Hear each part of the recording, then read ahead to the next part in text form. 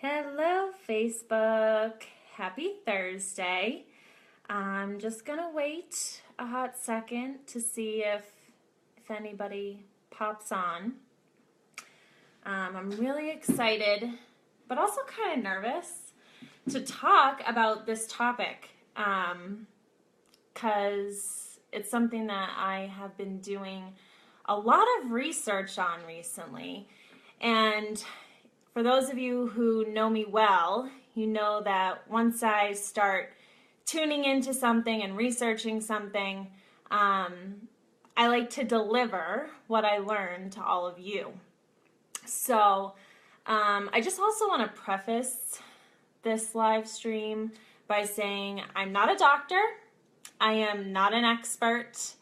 I would never tell somebody, obviously you can tell from the topic of this live stream.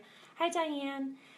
You can tell from the topic of this live stream that, it's about cannabis and cancer. I'd never tell somebody that they should choose a certain treatment over another treatment or that they shouldn't listen to their doctors. So I just want to, sort of say that before I share with you what I've been learning, because that's important. I'm just here to simply inform and to share some of the information that I've been learning that I've honestly found to be so fascinating. So let's talk cannabis and cancer. So a lot of people probably know that, people who are going through cancer treatment, chemo, radiation, there are a lot of side effects that can happen with that. And so a lot of people, may choose to use cannabis to alleviate some of those symptoms, whether it's like nausea, using cannabis to help somebody increase their appetite, a whole slew of things, right? It's also good for, some level of pain management. But what people don't always know is that there are a whole, there are so many other benefits to using cannabis when going through treatment or just when you have cancer. So let's talk about that. I don't know why I'm so nervous to talk about this. I'm usually totally cool as a cucumber when I go live, but I'm kind of nervous to talk about this. So anyway, some of the other benefits of using cannabis when you have cancer. So for starters, I learned that it actually has an anti-proliferative effect. And that just means that the cannabis stops the reproduction of the cancer cells. And there are studies that have shown that cells actually cannot proliferate in the presence of THC. And THC is one of the molecules in cannabis. It's a cannabinoid. It also has anti-angiogenesis effects. You're like, what does that mean? I'm going to tell you. It prevents the formation of new blood vessels that a tumor would need in order to grow. So that means that it has anti-tumoral effects. Hey, Peter. It has anti-metastatic effects, which means that it prevents the cancer from metastasizing to other organs. And this one is my favorite benefit that I found. It has apoptotic effects. And apoptosis is the process by which the cannabinoids seek out these CB1 and CB2 receptors on abnormal cells. And these CB1 and CB2 receptors are found on cells that are in your brain, in your pancreas, in your liver, in your kidney, and in your heart. And so there are these little receptors that are just on these cells, and it's sort of like a lock system. The cannabinoids search for these receptors, and when they bind to these receptors, what happens is a message is relayed, and that message is to die, to literally speed up cell death in those cancerous cells. And what's really amazing is that these cannabinoids leave healthy cells untouched. Okay, so sort of, unlike chemotherapy, for example, which attacks all of the cells, cannabinoids only bind to abnormal cells and speed up cell death. And that to me just like totally rocks my world. So one thing that I read a testimony from a man who had stage 4 pancreatic cancer that had metastasized to his liver, his spleen, his kidney, and his stomach. And he was given like a month left to live. And the doctors can do this blood test. It's an RIA blood test, and it measures the level of tumor-associated antigens that are in the blood. Now, to give you an idea, the normal range of tumor-associated antigens in the blood of a healthy individual, like without pancreatic cancer, would be 0 to 37 units per milliliter. And in the middle of September, this man, his number was 287, okay? And then in November, so just a little over 2 months later, it was a little over 1,400. And then about 1 month later after that, in December, his number was close to 4,600. And then on December 26th, I remember this because it was the day after Christmas, and I've looked at these numbers like a million times because it still blows my mind. His number was at 5,006 point something. So at that point, his body was at complete saturation point, okay? And essentially his doctors, told him to go home and expect that, his life would end in about a month's time.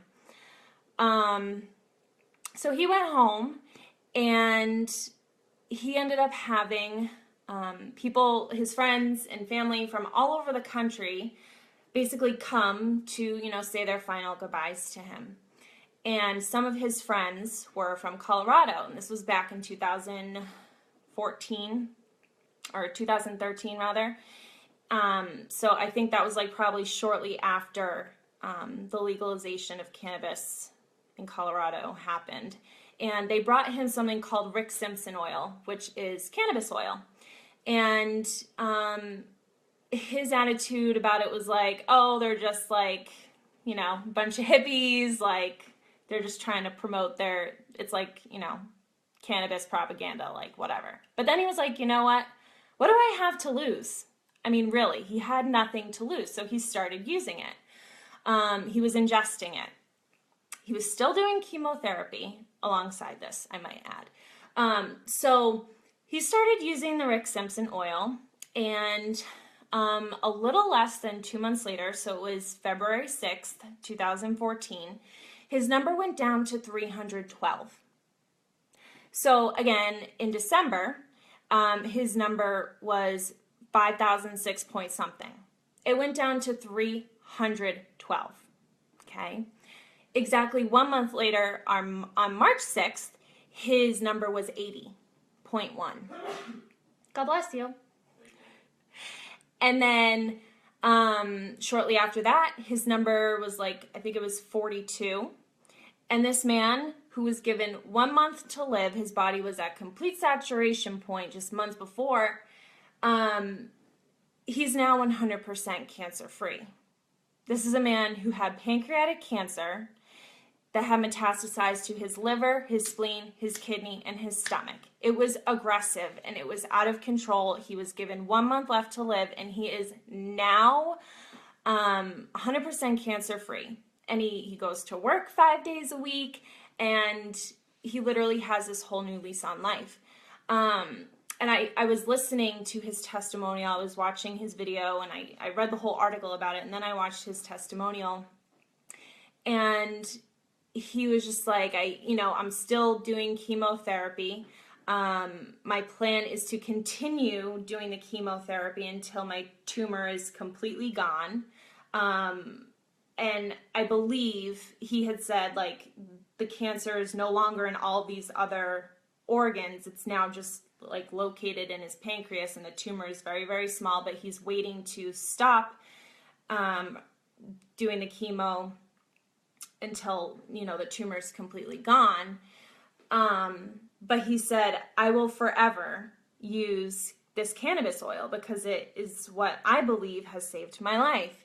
And it just, like, it blew my mind. So there was one morning I was up, until like 2 a.m, just like on YouTube, like watching all of these different testimonials from people who, either decided to use the cannabis oil or use some other form of cannabis alongside of their treatment with chemotherapy or chemo and radiation, and how that has given them life, not just changed their life, but like literally given them this whole new lease on life. And it's so powerful.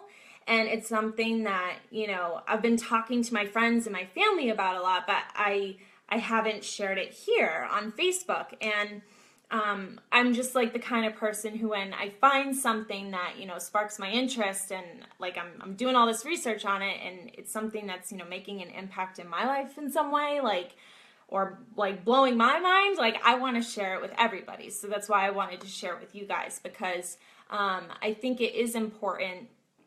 And this is just my opinion, but I think it is important to, let me just start by saying that I think everybody, like every single human, has in some way been affected by cancer.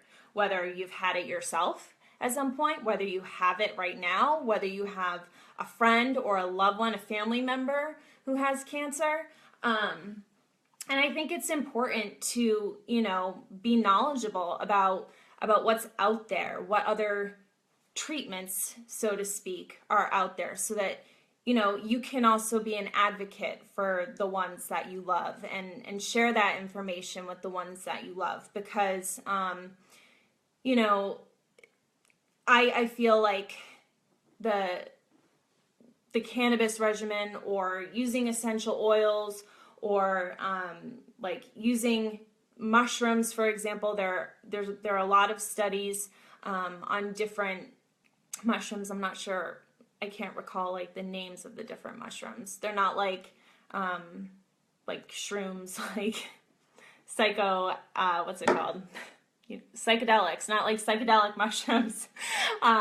But there are like all kinds of healthcare regimens that, people can be incorporating into their treatment. Because personally, I just see, the conventional medicine route as a sick care regimen. And like I was saying before, with chemotherapy, it attacks both your unhealthy and healthy cells. So, it's important to take a look at what other things you can be doing to support your body in the best way that you possibly can, while your system is being attacked, right? So I just thought I'd share that with you guys, because, just the pure fact, all the stuff that I listed off first about, it stopping cell reproduction and being an anti-metastatic treatment so that it doesn't metastasize to other organs and all that stuff, like, that blew my mind. But then to also know that these cannabinoids literally instruct abnormal cancer cells to commit suicide, that's pretty powerful.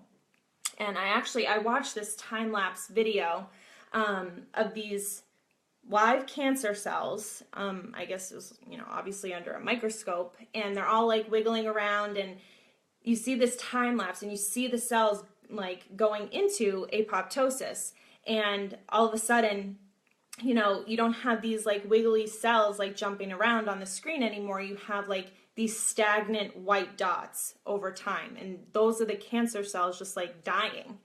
And it was pretty incredible. So anyway, if this is a topic that you feel like you'd like to research, I definitely encourage you to do it.